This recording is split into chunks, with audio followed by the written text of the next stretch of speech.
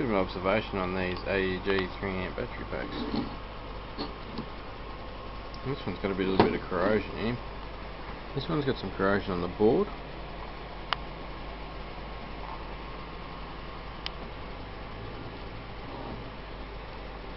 Had 9 volts in him to start with, and the light didn't even come on.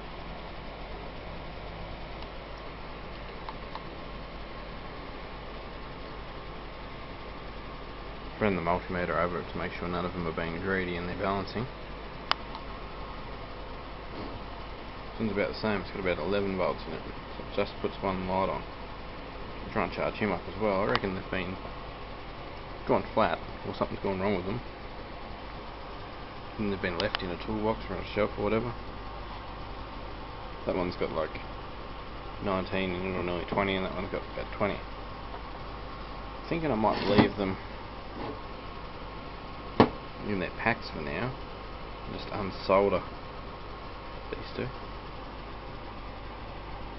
on each of them and take the boards off them, because realistically it means I've got 36 volts at 6 amp hour or 18 volts at 12 amp hour,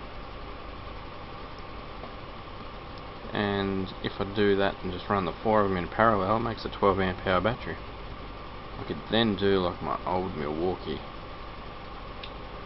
M18 battery adapter I had, and get a couple more of these, put them all in parallel for the next couple of 18 volt 1 amp 3 amps or anything below 4 or 5 amp hour. It doesn't have those kinds of cells in it.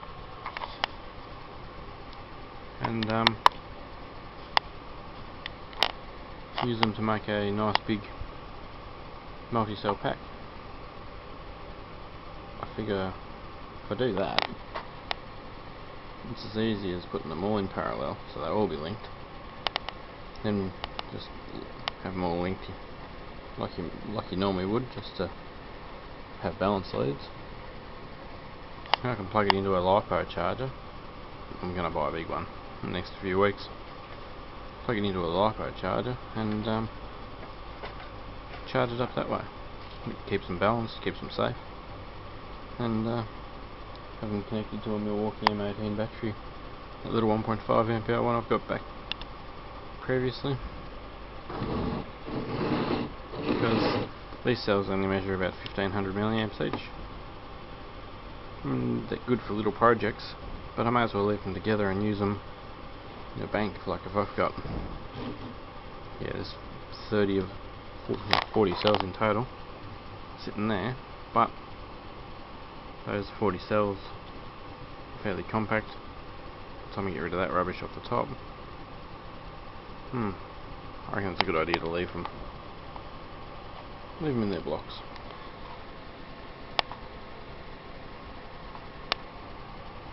My other thought was keep going until I've got a toolbox full of these. When I've got a toolbox full, stick a 18 volt USB charger on it, a couple of 2.5 amp USB chargers,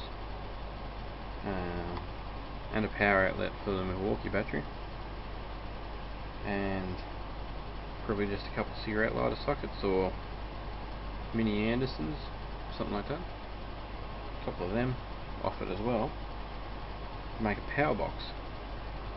I've got these nice little LED volt displays.